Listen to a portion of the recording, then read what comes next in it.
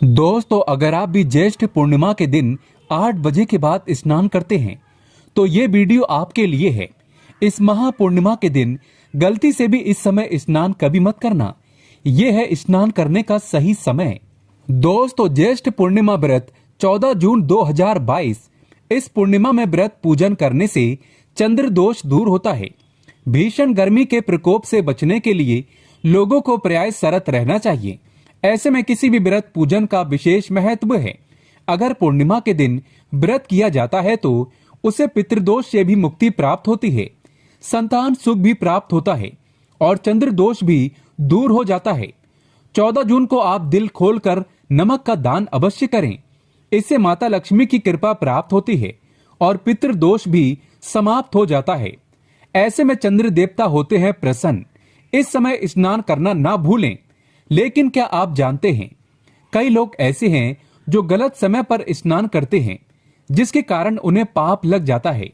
तो आइए जानते हैं नहाने का सही समय, जिससे माता लक्ष्मी की कृपा सदैव आप पर बनी रहे, क्योंकि गलत स्नान आपको बर्बाद कर सकता है।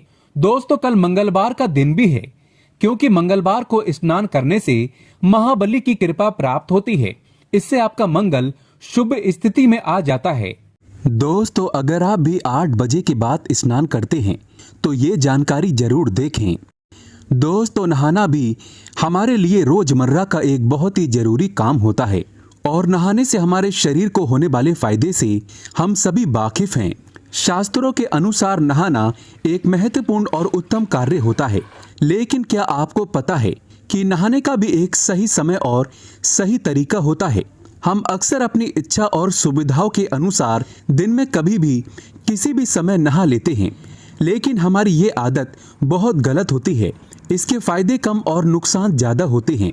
हमारे महान शास्त्रों में से एक गरुड़ पुराण में हमारे जीवन की प्रत्येक छोटी बड़ी बात का उल्लेख किया गया है और जीवन मृत्यु तथा स्वर्ग नर्क के साथ ही धर्म, व्यवहारिक ज्ञान, आचरण, संस्कार, व्यवहार इत्यादि के विषय में भी बहुत कुछ बताया गया है।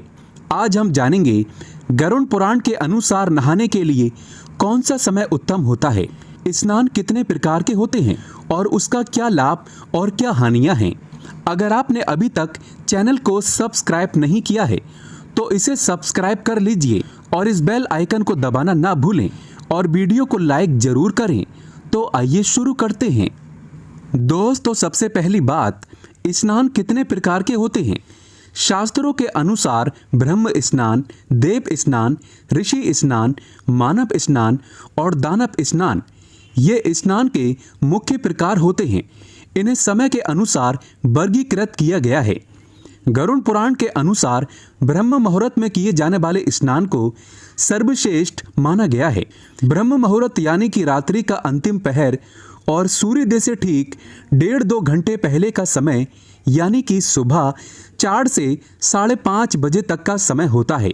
शास्त्रों में ये समय दिन का सर्वश्रेष्ठ समय माना गया है, क्योंकि इस समय वातावरण में अद्भुत और चमत्कारिक ऊर्जा होती है, क्योंकि इस समय देवता का समय होता है। इस तरह देवताओं का स्मरण करते हुए ब्रह्म मुहूर्त में किए जाने वाले ब्रह्म स्नान को सर्वश्रेष्ठ स्नान कहा गया है। इस समय स्नान करने से और स्नान के तुरंत बाद सूर्य देवता को अर्घ्य देने से हमारे जीवन में सुख, समृद्धि और शांति आती है। दिन भर हमारा तन और मन सकारात्मक ऊर्जा से भरा रहता है। दोस्तों, दूसरा है देव स्नान। सुबह 5 से 6 बजे के बीच किए जाने वाले स्नान को देव स्नान कहते हैं।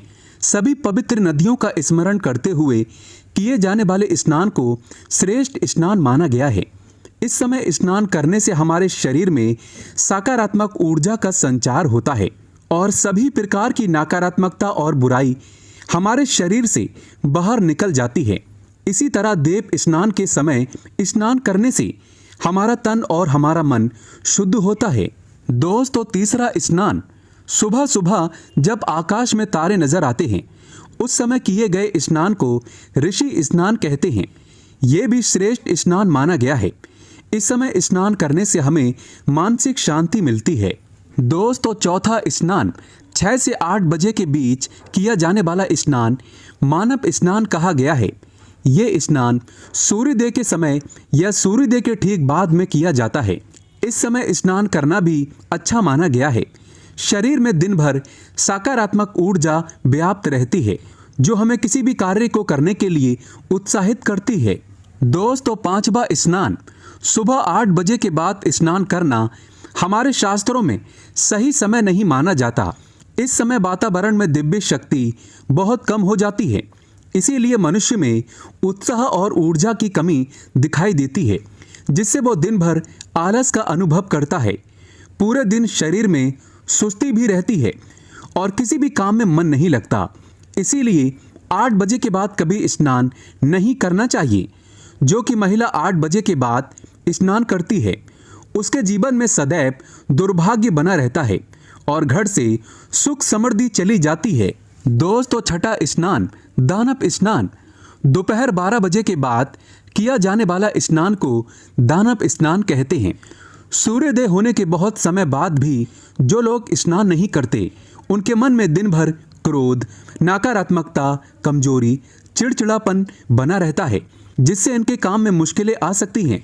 इसीलिए गरुड़ पुराण में हमें प्रतिदिन ब्रह्म स्नान, देव स्नान, ऋषि स्नान या मनुष्य स्नान करने की सलाह दी गई है। प्रतिदिन इस पवित्र समय पर जाकर स्नान करके ईश्वर की पूरी श्रद्धा से आराधना, प्रार्थना और पूजा पाठ करने से तथा सूर्यदेव को अर्घ्य देने से हमारे तन के साथ साथ मन भी शुद्ध और पवित्र हो जाता है और हमारी बहुत सी समस्याओं का समाधान हो जाता है। आइए जानते हैं स्नान करते समय कौन सा मंत्र बोलना चाहिए जिससे सभी बुराइयों का अंत हो जाए। गंगे चे यमुना चेप गोदावरी सरस्वती नर्मदे सिंधु कावेरी जल से स्मिन से निंधी कुरु। यानी कि इस मंत्र का मतलब है, हे गंगा, यमुना, गोदावरी, सरस्वती, सिंधु और कावेरी माँ, मेरे स्नान करने के जल में कृपया आप सभी पधारें। इस प्रकार से इस मंत्र का जाप करने से सभी प्रकार की नकारात्मकता, बुरी नज़र, रोग, बीमारियां नष्ट हो जाती हैं और व्यक्ति जीवन में सुख और समृद्धि को पा लेता है। दोस्तों, आप किस समय स्नान करते हैं कमेंट बॉक्स में जरूर बताएं और सच्चे दिल से कमेंट बॉक्स में लिखें जय श्री कृष्ण। जानकारी पसंद आए तो एक लाइक तो बनता है।